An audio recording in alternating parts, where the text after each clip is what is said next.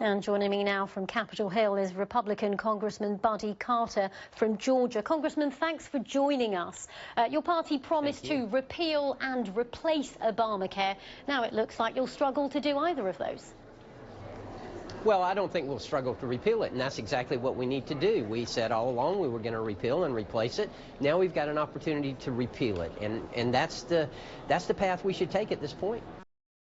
And how would repeal work without a replacement already in place?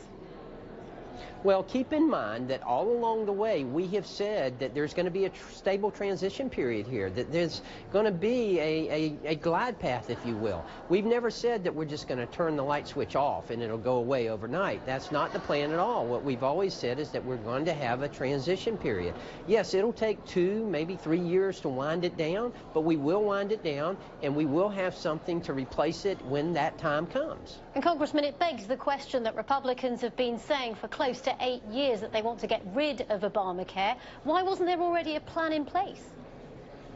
Well, we have been working on a plan. Look, I was part of the Energy and Commerce Committee that had a 27.5-hour committee meeting where we passed out the American Health Care Act. I voted for it when it was voted out of the House. I think it's a very good plan. I think it, obviously, any plan we come up with is going to have to be tweaked. It's going to have to be massaged over time, and we understand that. But at this point, we're just not ready to agree on any one plan, or at least the Senate is not ready to agree on any one plan. So the best avenue for us to take right now is just to go ahead and repeal this bad, failed law in Obamacare and to get started on what we want to replace it with. And some of your colleagues in the Senate say that they don't even want to go ahead with a repeal. Well, look, the repeal is the only pathway for us right now. I don't understand how people who have voted in the past for repeal can't vote for it again.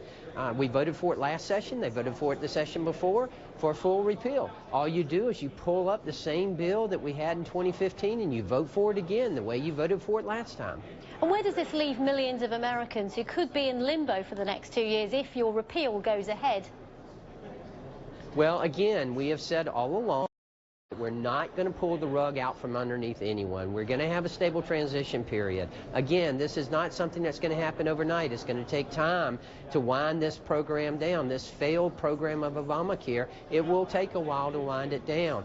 In the meantime, we'll continue to work on a replacement as we have been, and we'll have it in place by the time that we wind down this failed Obamacare law. And you'll need to get the Democrats on board, but that's unlikely, isn't it?